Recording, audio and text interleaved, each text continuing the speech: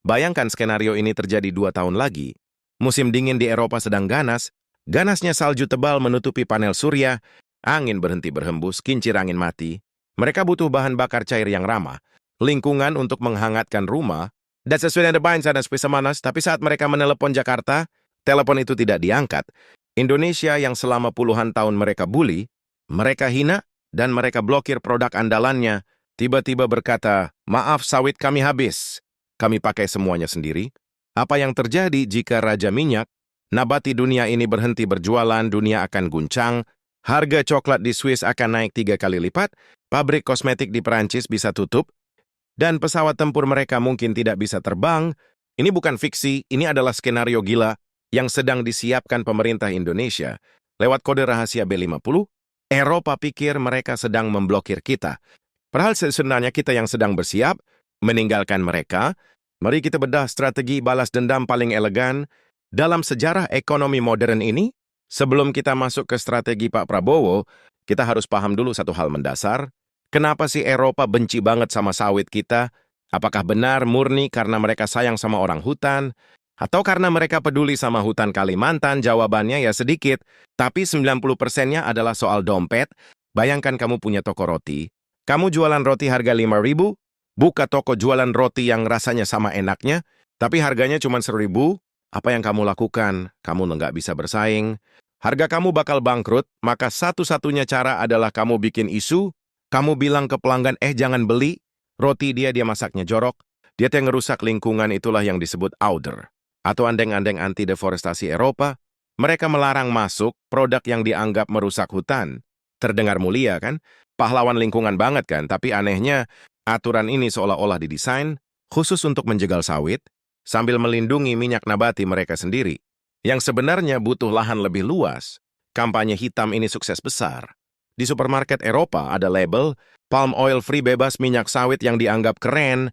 Akibatnya petani sawit kita di Riau, di Jambi, di Kalimantan, sering kiali gigit jari. Karena harga tandan buah segar TBS dipermainkan pasar, global selama bertahan-tahan, kita posisinya mengemis, kita lobi ke WTO, kita protes.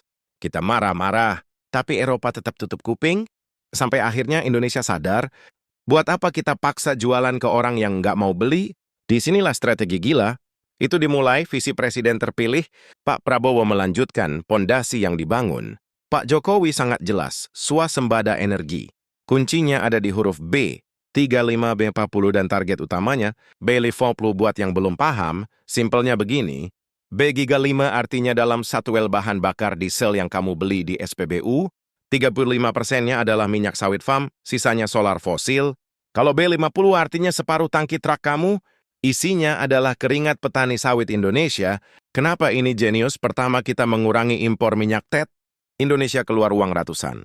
Sama Saudi cuma buat beli minyak dari Arab atau Afrika, buat dibakar di jalanan, dengan B50 uang ratusan.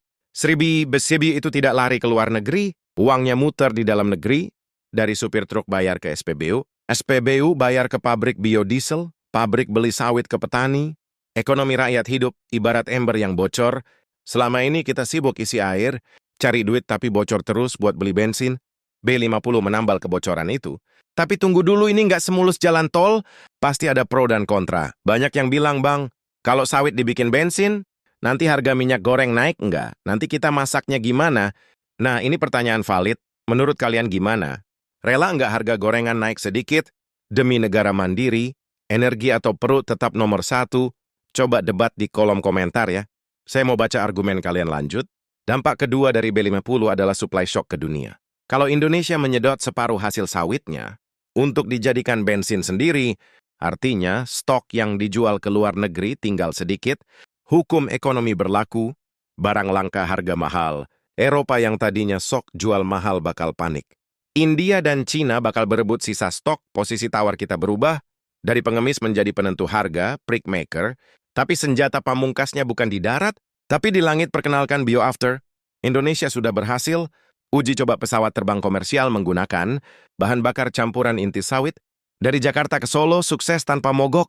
Ironisnya, Eropa sendiri punya aturan baru, 2025 ke atas, semua pesawat yang mendarat di Eropa wajib menggunakan persentase bahan bakar ramah lingkungan SAF, Sustainable Aviation Fuel, Dan tebak bahan baku SF paling efisien di dunia.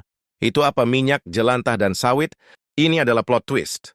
Terlucu dan mereka memblokir sawit kita untuk makanan, tapi mereka mengemis sawit kita untuk menerbangkan pesawat mereka. Tanpa bioafur dari Indonesia, maskapai Eropa seperti Lufthansa atau Air France bakal kesulitan memenuhi target emisi karbon mereka sendiri.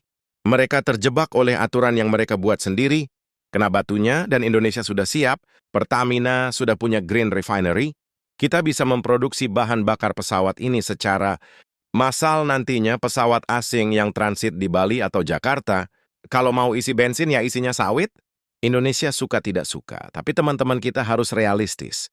Skenario gila ini punya tantangan berat. Pertama, mesin, tidak semua mesin. Truk atau mobil di Indonesia siap menegak B50. Sifat sawit itu mencuci kotoran di tangki. Filter solar bisa cepat mampet. Perlu adaptasi teknologi otomotif besar-besaran. Jangan sampai niatnya hemat. Malah truk logistik mogok massal kedua lahan. Jika kita butuh sawit sebanyak itu untuk energi, apa yang kita harus membabat hutan lagi? Kalau ini terjadi, tuduhan Eropa jadi benar dong. Tantangan Pak Prabowo adalah meningkatkan produktivitas, bukan luas lahan, caranya replanting, peremajaan pohon sawit tua yang loyo, diganti bibit unggul yang buahnya lebat. Jadi nggak perlu tebang hutan lindung, cukup optimalkan kebun yang ada. Ketiga, serangan balik Eropa pasti nggak diam. Mereka bisa menekan lewat WTO, mempersulit visa, memblokir produk lain, kopi atau karet.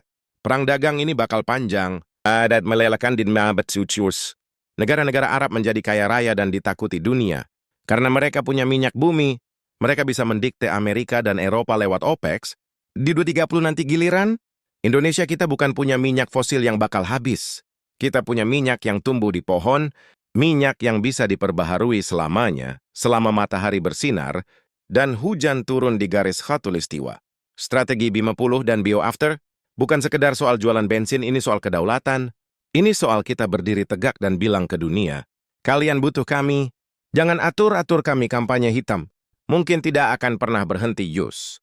Tapi kalau kita kuat di dalam, gonggongan dari luar tidak akan terdengar. Pertanyaan terakhir buat kalian, jika besok Eropa minta damai, udah mau beli sawit kita lagi dengan harga mahal, apakah kita kasih atau kita bilang sorry? Stok habis buat rakyat sendiri. Tulis jawaban sadis kalian di kolom komentar. Terima kasih sudah menyimak sampai akhir. Kalau kamu merasa video ini membuka wawasan, bantu pencet tombol like dan subscribe biar algoritma YouTube menyebarkan fakta ini ke seluruh Indonesia.